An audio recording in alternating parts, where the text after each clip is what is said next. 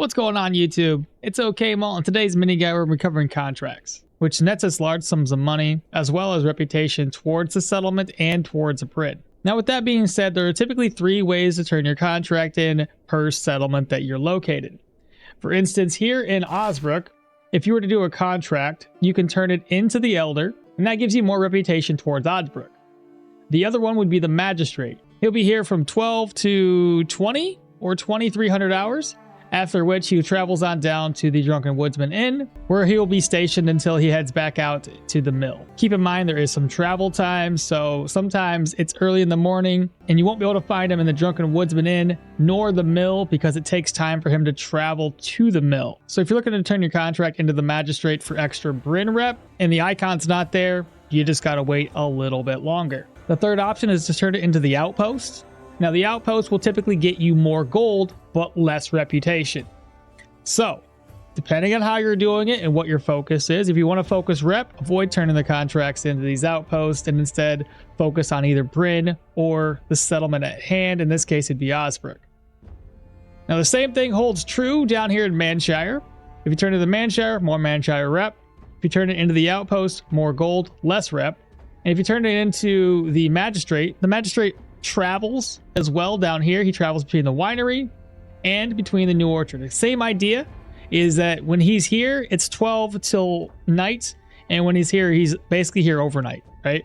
If you want more Bryn rep, you want to turn it into the Magistrate. If you want more settlement rep, you're going to turn it into the Elder, and if you want more money, it's usually the Outposts.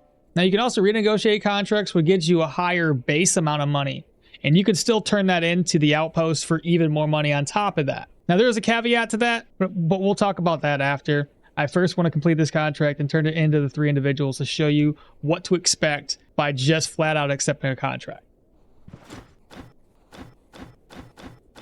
All right, we're back from doing the contract, so we're going to go ahead and turn it into Odar first. Gives us 605 crowns. If we look at the quest and the reputation gain for Osbrook, we gained 480. And if we look down in Bryn, we gained 48. So doing it this way, you gain 10% of the reputation from Osbrook towards Bryn. Next up, I'll turn it into the Magistrate. Now, if we look at our map, we'll notice that the Forbidden Grimoire can be turned in at the Drunken Woodsman Inn because it is in the middle of the night, so that means the Magistrate is down here in the Drunken Woodsman Inn. But if we go ahead and turn it into this guy, you gain still the same amount of money, 605 crowns. But the reputation now shows Osbrook at 400 and Bryn is at 160. Now, in terms of Bryn reputation, that is an increase on Bryn rep by about 335%. Do the math. 48 times 335% is going to get you to 160 rep. And all you lose for Osbrook was 80 rep. That is not bad. Next up, we'll turn it to the Outpost and see how much extra gold we get. Okay, now that we're at the roadside tower, we can turn it into this guy. And he gives us from 605 crowns all the way up to 756. That is a 25% markup, which is not too shabby. Now, if you have a contract that gives you even more money baseline, 25% is going to be pretty hefty. We have 1,000, it's 250 extra crowns. But the caveat to this one, go to our reputation, we're losing a lot. Osbrook goes down to 400, meaning that Bryn only gets a measly 40 reputation. But otherwise, gives you the exact same amount of reputation towards Osbrook as the Magistrate quest does. Next up, let's talk about renegotiating contracts for more money and what to expect when you do that. So to renegotiate a contract, you talk to the quest giver, you click the quest you want to complete, and before you just flat out accept it, pick option number 2, and you ask about what the reward is. From here, we want to say, I need more money. In this case, he says, fine, he'll oblige us, but it's going to be at 690 crowns. It's the final offer. Now, you notice that it's only a little bit of a markup. How much time do we have? It's 3 days. Now, I want to talk about this for a second because 3 days, well, yes, it's the same amount of time we normally have, but it's technically we failed in the haggling process. So what happens is, I'm going to go ahead and accept this. We look at the reputation. Because we lost the haggling, it's negative 50 rep. Not great if you're still trying to build reputation with the settlements and with Bryn, you don't necessarily want to lose the haggling. Now, my personal recommendation is if you know you can complete it in 1 day, reload your save until you get it down to a 1-day contract. And I'll show you why in just a second. Okay, now you see that the markup goes all the way up to 800, from 605 crowns all the way up to 800. You tell them a deal. We have 1 day to complete this. Awesome. But don't do this unless you know you can complete it in 1 day. Otherwise, you're going to screw yourself over. Now, the other things you can do when it comes to contracts is you can ask about the location.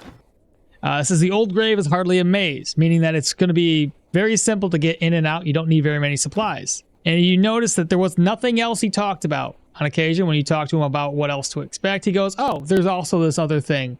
It might be miasma. It might be, if it's a proselyte dungeon, negative debuffs. As soon as you enter in, there might be locked doors. So you get an idea what to expect by just asking questions. And I recommend highly to inquire about the dungeon, especially if you're going into a tier 3 or higher and get stuck inside because the gate falls behind you and you can't leave. You don't want to come unprepared and have too few supplies to make it through. You want to be ready for any sort of bleed mechanics that are increasing for the proselyte dungeons, so you have enough bandages. So whatever you have to do, just read those contracts, find out what to expect. And then you can also talk to see who's in charge there. So there was this gaunt, pale fellow snooping around there a week ago. He kept asking about books, manuscripts, and whether there were any in the neighborhood. And by the time they realized his attentions, he'd already vanished. So it's probably going to be like a necromancer or something.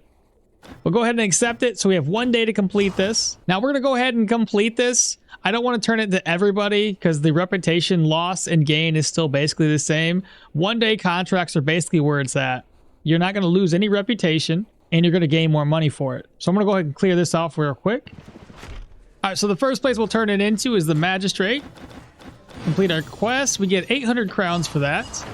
And if you look down at the reputation value, Bryn is still at 160, so there's no negative. You'll get the same amount of rep and you'll get extra cash. Now, if we wanted to turn this into the roadside tower, to this little outpost and make more cash, we can still do that. Again, another 25% on top of our 800. Pretty good. If you already have your reputation with Bryn already maxed out, then who cares, right? Another thing to note is that you can't do this magistrate turn in for the Rotten Willow. So if you're doing the Rotten Willow and you only want to get reputation for the Rotten Willow, I wouldn't recommend turning it into the Oaken Glade or to the Charcoal Burners Camp, as they do not increase your Bryn rep. They just give you extra cash. Think of these two places as the same as the outpost here. They just provide extra cash and nothing more. So I would just say focus on getting your Rotten Willow reputation up to Amity, and then maybe start focusing on extra cash between these two locations. And then there's Denbray. Denbray works the same way as Manshire does and Osbrook. So there's 2 locations to turn in your contracts. One gives you more money, one gives you more reputation with Bryn. So that should cover everything about contracts. So keep in mind, the best case scenario would be to do the contract in a singular day, so there's no negative to the rep and you get more money for it. And then it's up to you to decide if you want more reputation with Bryn or more gold. And honestly, I would say focus on getting your Bryn reputation up to Amity. So try to negotiate for a single day so there's no negatives. You're still getting a lot more money for doing the contract than you were if you just flat out accept it.